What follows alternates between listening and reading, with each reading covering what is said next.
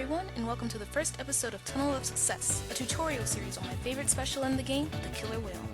It's unfortunate that we won't be seeing it return in Splatoon 2 exactly as it is, but that doesn't mean I can't enjoy it while it's still here. Killer Wails are a great tool as they go through any obstacle on the map, catching some enemies by surprise. They're great for stopping pushes, zoning out enemies, and forcing them to do what you want. We'll be starting off with Kelp, a pretty okay map for this special.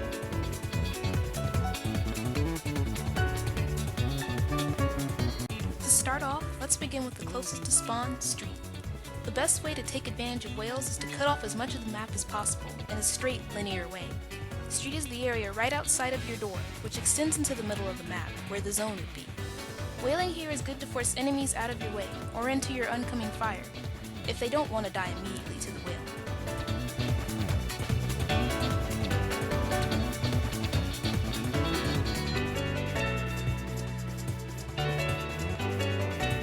Next up, we have the enemies closed. I usually whale this area in particular for Rainmaker, as it can be good to stall or force the holder's hand to see if they'll either hop down or go somewhere else. It's also good in general just for pressuring someone you think might be hiding over there, especially if they get stuck in your ink. Whaling the right side is good to force anyone down off the ramp. For instance, chargers, splatlings, and dynamos love to hang out here. If they're being a nuisance, it might not be a bad idea to tell them to reposition. However, be careful, as this can leave you quite vulnerable to the enemy, especially since you don't really have much place to go. I would advise, having somewhere to ink behind you, just so you can make a quick escape.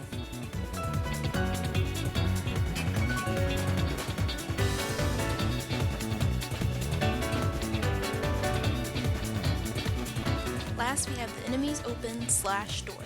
This is a very strong choke point in Kelp, where games are won and lost. Whaling here is very strong in tower control and equally strong in Rainmaker.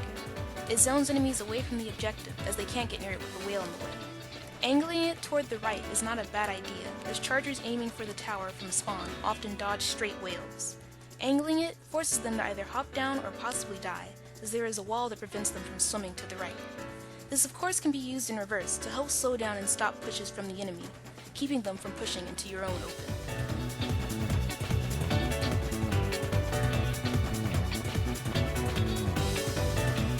Kelp has a lot of grounding, so make sure you break out those mains special charge to get the most out of your whales. This has been the first episode of Tunnel of Success, so remember to please like, comment, and subscribe, and I'll see you in the next video.